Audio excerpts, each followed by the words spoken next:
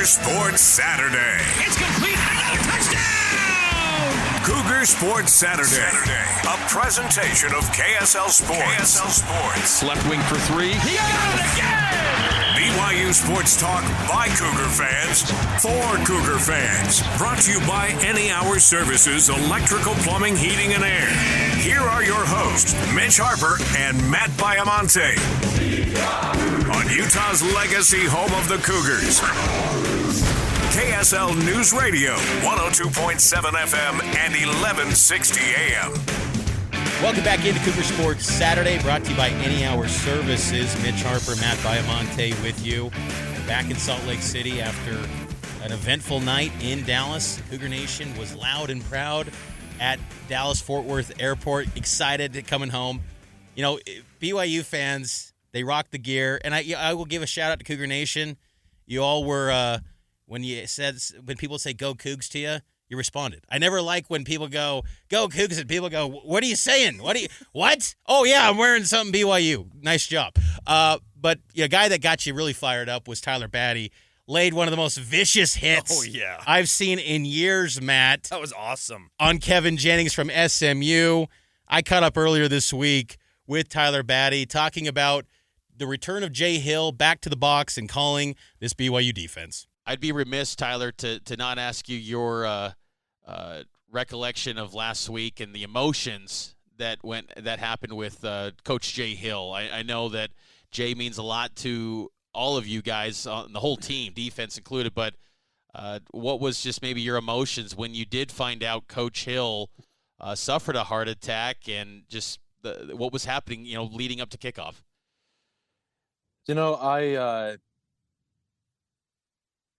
It was a surprise. I mean, sure. I don't think there was a single person that wasn't surprised. You and I spoke Friday morning. Yeah. On this podcast. Yeah. And I still didn't have any idea about it. Right. We were informed later that day on Friday about it. Just because, again, things transpired so fast. You know what I mean? It was Thursday night to Friday to Saturday, and when you're prepping for game one, there's so much going on, right? But I mean, our guys, I think everyone on our team, I know everyone on our team just loves Coach Hill. He's the type of guy that he just pours his heart and soul into everything he does, and guys feel that, and guys feel that love, and they feel the genuine interest, and they know that he cares. And so it struck a chord with a lot of guys. Things said and done, we're really, really happy that Coach Hill's healthy, and recovering, and that it didn't end worse. And a lot of guys, the sentiment was like, hey, like, whether Coach Hill can be at the game on Saturday or not, like let's go get this done for him. You know what I mean? And so, so I think we did it. I think we did a pretty good job of that. Was it cool to see him before the game on the field? Yeah, again, that was another huge surprise, just because it's like the guy had just gotten out of surgery hours earlier, and then just shows up, and you're just like, that's just who he is. That's just who he is. And so that was a very cool surprise, and it was really good to see him up and about, and he was see him doing well. So. I know it sounds crazy to say because I think everyone just has immense respect for Jay Hill. Even myself as a media member, I just think he's a great guy. I mean, he's an outstanding person, and his family's gone through so much. So I ask, has this week been different, or is it just Coach Hill's back to being Coach Hill? Honestly, it's just Coach Hill back to being Coach Hill. It's really funny, for a couple days, he laid pretty low key, and, he's not, maybe completely back to his old self, as can be expected. Right. I mean, but for the most part, he's back. So. Well, that's great to hear. And I know everyone in just society at large, anyone that's ever crossed paths with Jay Hill has immense respect for that guy. So it's great to hear that. And I want to get your thoughts going back to the game, Tyler, just your, initial assessment of just your individual play and how you performed in the game. Were you receiving a lot of double teams because I got to imagine. I mean, you were facing a ton of double teams last year. What was what were you facing against the Salukis last week? Yeah, as for the run game, I think I got a total of 27 snaps. I think out of all those snaps, I had one run that came my way. Just a lot. I mean, and I think that's just to be expected with this season. You know what I mean? No question. It's a great point that you bring that up. Like, sometimes I think defensive stats, it also is a measure of there's immense respect to not get a stat because they're not going to your side. And I think eventually we're going to see teams probably not go on the side of Jacob Robinson anymore, even though they keep doing that, which by all means continue to do that. I'll say one target and one interception. Yes. Keep doing it. Go Jacob Robinson's side. But sometimes it's a sign of the respect that teams have on the scout for you and other personnel that we're not going to that side of the field. Yeah. And to be honest, I didn't have a ton of stats on Saturday, but I think collectively as a team we played really well. Guys tackled really well, and guys were still swarming to the ball. Other guys made plays. You know what I mean? You have John Nelson and Isaiah Bania coming down with sacks. You see a freshman Ephraim Asiata getting in there and being part of a sack. And so I'm just going to be honest. If teams want to do that, someone else is going to get home at the end of the day, right?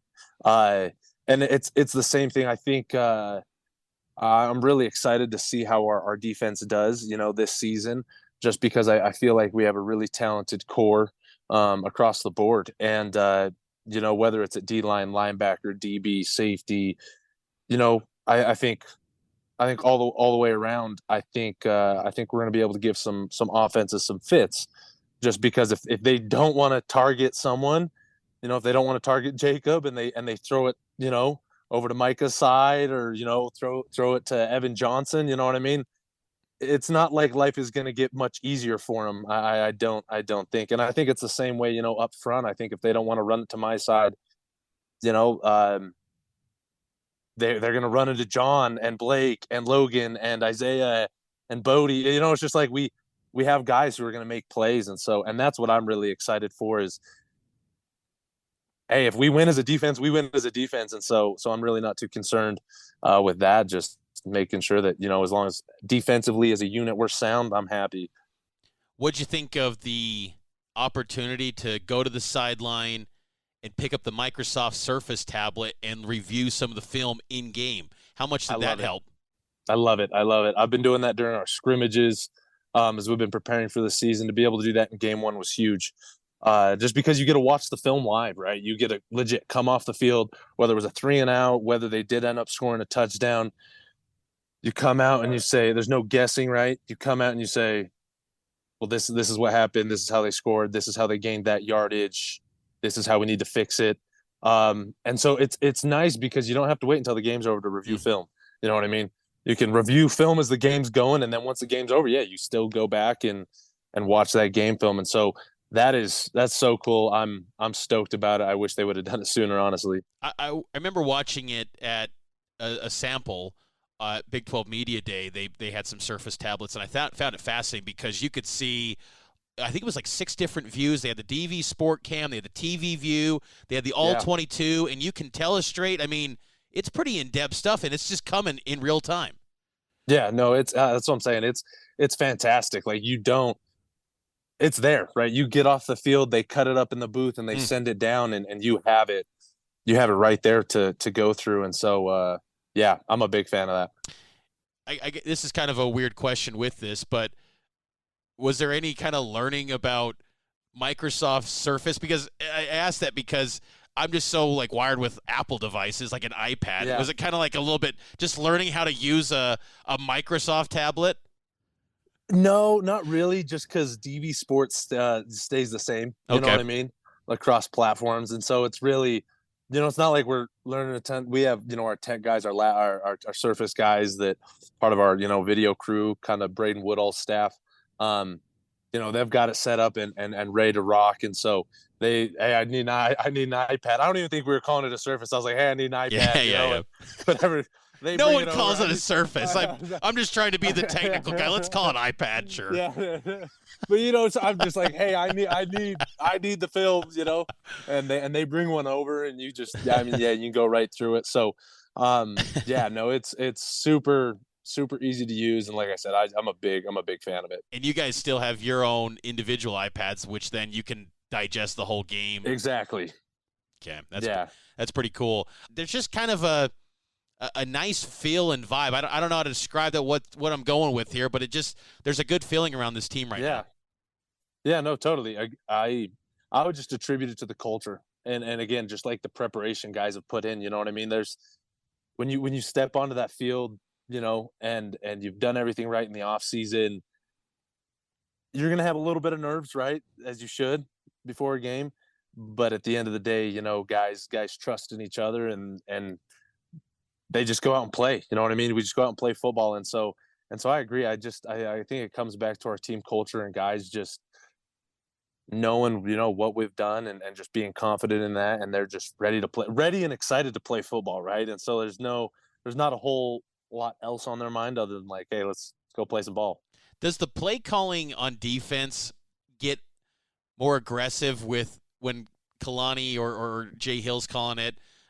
When the offense is having success, and I'm bringing that up because after each drive, the offense scored another touchdown. Like the first couple drives, suddenly it's a 14-0 lead, and you guys maybe can get a little more aggressive on things. Does that tend to happen, or is it just kind of a game by game basis?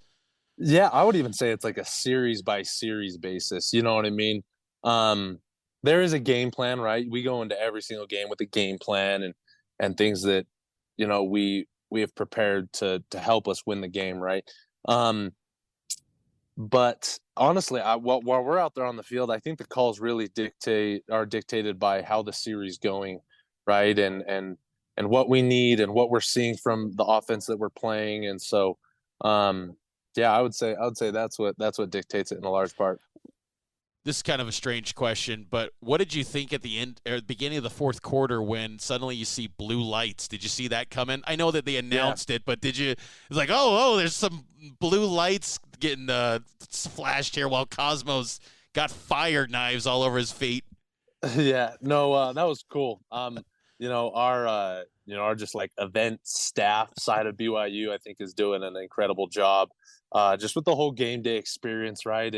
And yeah, with the new lights that they put in, that was a lot of fun. And I think we already had a great environment. We already had a great fourth quarter,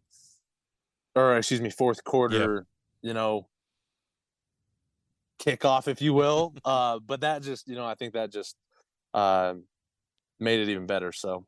Do you think you could twirl a fire knife like those dudes do at the beginning of the fourth quarter? I don't think I can do it half as good as them. I'll take a shot out of those. Yeah, that's becoming an epic game day tradition for BYU games, the fire knives. But yes, that was a great win. Best of luck, Tyler. We'll talk next week. Sweet. Thanks, Mitch. And that's BYU defensive end Tyler Batty. 5 tackles last night against the SMU Mustangs. I'll have to find out more this week with his ear, because that thing was nasty. It was Mike Tyson-like when he was leaving the Gerald J. Ford Stadium field in Dallas. But we'll catch up with him next week. We always do, every single week here on Cougar Sports Saturday. Taking a break. On the other side, we'll get to more BYU football talk right here on KSL News Radio.